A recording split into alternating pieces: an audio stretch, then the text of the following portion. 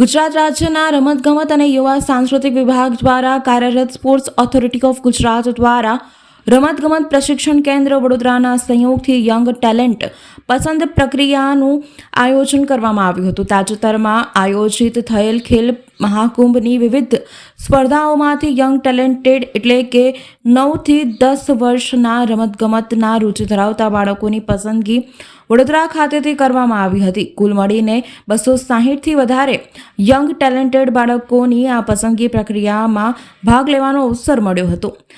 આજ રોજ વડોદરા શહેર અને જિલ્લાની બહેનોની પસંદગી પ્રક્રિયા માંજલપુર સ્પોર્ટ્સ કોમ્પ્લેક્સ ખાતે આયોજિત કરવામાં આવી હતી, જેમાં 30 મીટર દોડ, સ્ટેન્ડિંગ વર્ટિકલ જમ્પ, મેડિસિન, બોલ થ્રો, સ્ટેન્ડિંગ બોલ જમ્પ, 800 મીટર દોડ, શટલ રન સાથેના માપદંડ ઉપર બહેનોનો ટેલેન્ટ ટેસ્ટ લેવામાં આવ્યો હતો। કુલ મળીને 120થી વધુ યંગ ટેલેન્ટેડ બાળકીઓને આજ રોજ આ ટેસ્ટમાં ભાગ લીધો હતો, જે બાદ તમામ પરિણામો ગાંધીનગર ખાતે સ્પોર્ટ્સ ઓથોરિટી ઓફ ગુજરાતમાં મોકલવામાં આવનાર છે।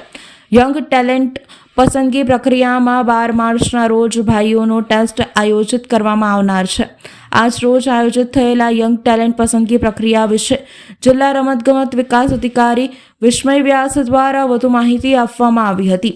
આ પસંદગી પ્રક્રિયામાં શિનોર, સાવલી, પાદરા, ડભોઈ, કરજણ, વાઘોડિયા તેમજ વડોદરા શહેર જિલ્લાની આશાસ્પદ ખેલાડી બાળકીઓ ઉપસ્થિત રહી હતી। રમત યુવા અને સાંસ્કૃતિક પ્રવૃત્તિઓનો વિભાગ ગાંધીનગર દ્વારા સંચાલિત સ્પોર્ટ્સ ઓથોરિટી ઓફ ગુજરાત અંતર્ગત જિલ્લા રમત પ્રશિક્ષણ કેન્દ્ર વડોદરા જિલ્લા રમત વિકાસ અધિકારીની કચેરી દ્વારા 11 તારીખ અને 12 તારીખના રોજ માંજલપુર સ્પોર્ટ્સ કોમ્પ્લેક્સ ખાતે ભાઈઓ અને બહેનો અંડર 9 અને અંડર 11ની શારીરિક